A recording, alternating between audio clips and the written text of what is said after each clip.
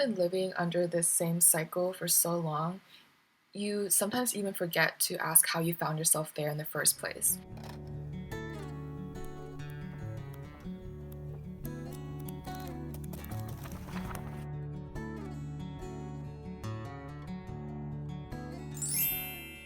We're talking today about Tao Lin's novel Taipei. This is a 2013 fiction, just under 300 words. And when I was actually reading this for the first time, I had to pick it up twice. The first time I read up to like 50 pages, and then I quite honestly just got a little bored and lost in the text. And then the 2020 year, when we had a lot more time on our hands, and I was also going and feeling in my feelings, I decided to pick this novel back up. That is actually very telling because this novel is literally about a 20-something-year-old male who is living in New York City but is definitely going through his own struggles of boredom, solitude, and loneliness. This very blatantly and insistent postmodern and unstructured format. You could pick up any single chapter and it would still make sense because they're just fragments or like events. Let's look at precisely one of these fragments.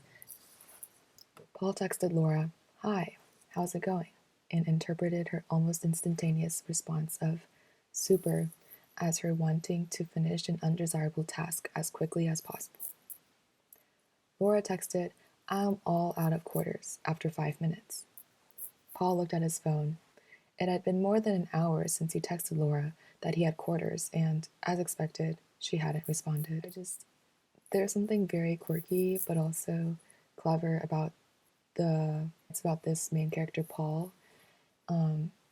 He loves to overanalyze and think about these very mundane tasks of even just sending a text. If we look at this type of dialogue in contrast to Victorian era novels, obviously it's so different because the Victorian novels, like I'm thinking Pride and Prejudice, those characters had to wait very long periods of time to receive a letter imagining a conversation.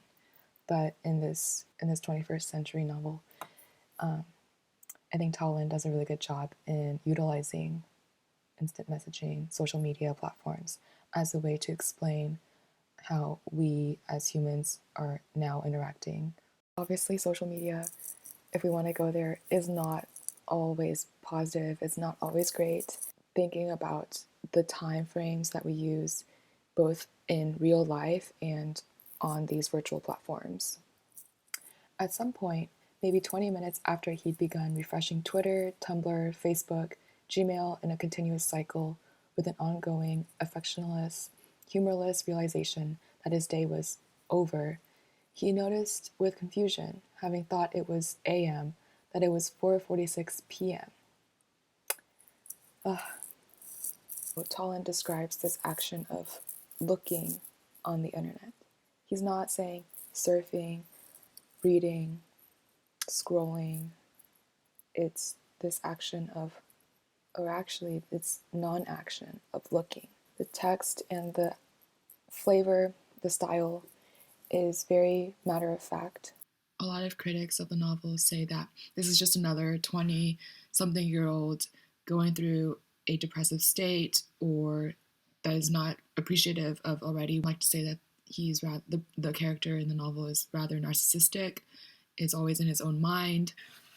But I actually think that it is interesting because we are forced to be in this moment of reckoning in 2020.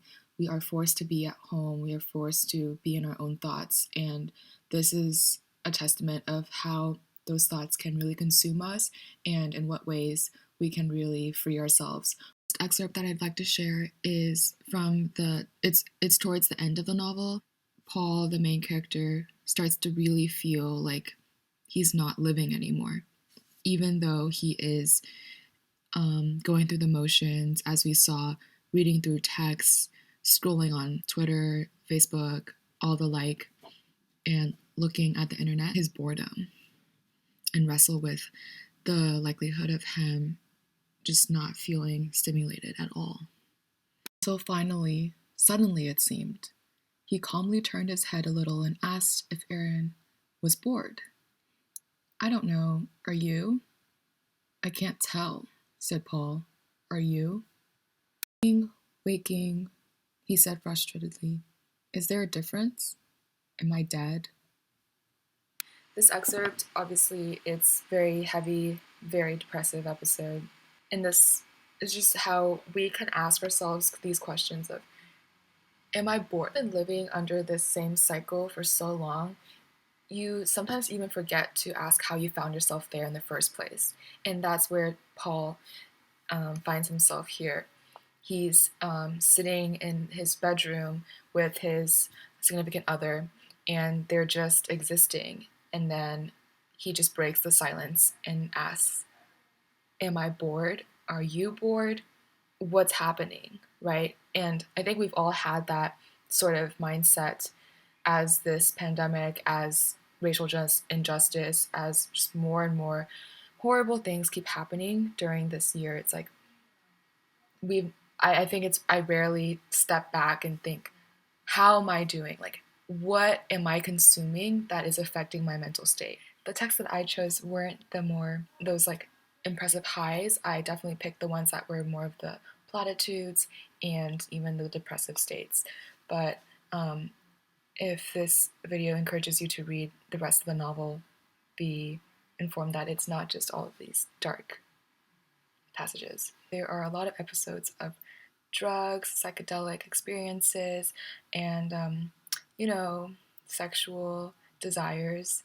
So it's very unfiltered thoughts. So that is what I wanted to share. Something that actually I didn't mention is, even though Pauline is an Asian American writer, even though he describes Paul as also a second generation immigrant, the novel is more of a universal take of just living in solitude and how being in the 21st century sometimes alienates us. So thank you, and watch for my next video.